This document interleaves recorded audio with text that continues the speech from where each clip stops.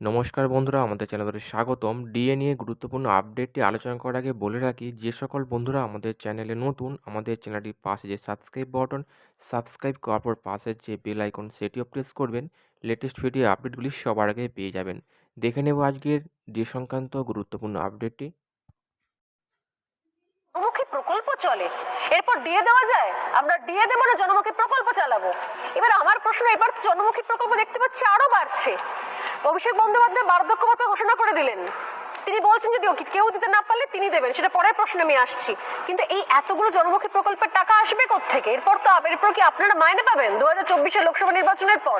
আমার তো এবার ডাউট হচ্ছে, এটা আসছে কোত্থেকে, কোথা থেকে আসছে এগুলো? অনিরুদ্ধ বাবু, রাজ্য সরকারের যে কর্মচারী সরাসরি, আপনাদের অনুষ্ঠানে আগেও বলেছি, 3.5 লক্ষ পদের জন্যে পুরো টাকা বেতন ভাতা এবং অফিস খরচ বাবদ পুরো টাকা কেন্দ্রীয় সরকার দেয়। যে কারণে রাজ্য সরকারি দপ্তরের খামে লেখা থাকে অন ইন্ডিয়া গভর্নমেন্ট সার্ভিস, কোথাও লেখা থাকে না on Mamata Banerjee government service বা on west Bengal government service. সেই টাকার হিসেব আমরা চাইছি 1 বছর ধরে। আজকে 347 দিন আমরা বসে আছি। গত 21শে এপ্রিল চিফ সেক্রেটারি হরিকৃষ্ণ দ্বিবেদী তিনি দেখা করেছিলেন কোর্টের অর্ডার, তাও এমনি দেখা করেননি। আমি বললাম যে আপনি তো ফিনান্স কমিশনের থেকে সব টাকা পেয়ে গেছেন, গ্র্যান্টি নেট বাবদ শিক্ষকদের যে 60% টাকা, সব টাকা পেয়ে গেছেন। বলছে হ্যাঁ পেয়ে গেছি। তাহলে দেবেন না কেন? না দেবো না, এটা আমাদের যখন সিদ্ধান্ত হবে তখন দেবো।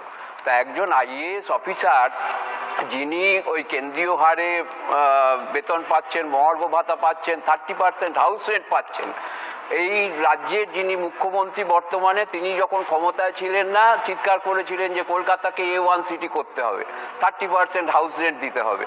এবারে সেটা দেখা গেল উনি ক্ষমতায় এসে তো বন্ধুরা, বুঝতে পারলেন মহার্ঘ ভাতা নিয়ে পশ্চিমবঙ্গে কি অবস্থা।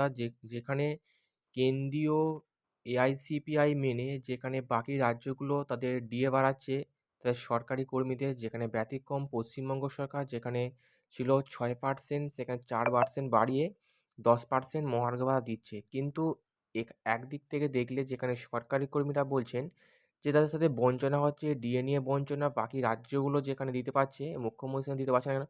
মুখ্যমন্ত্রী যেখানে প্রতিশ্রুতি দিয়েছিলেন বাম আমলে যে তাদের মহার্ঘ ভাতার সমস্ত মিটিয়ে দেওয়া হবে, কিন্তু এখন সেটা মিটিয়ে দেওয়া হচ্ছে না।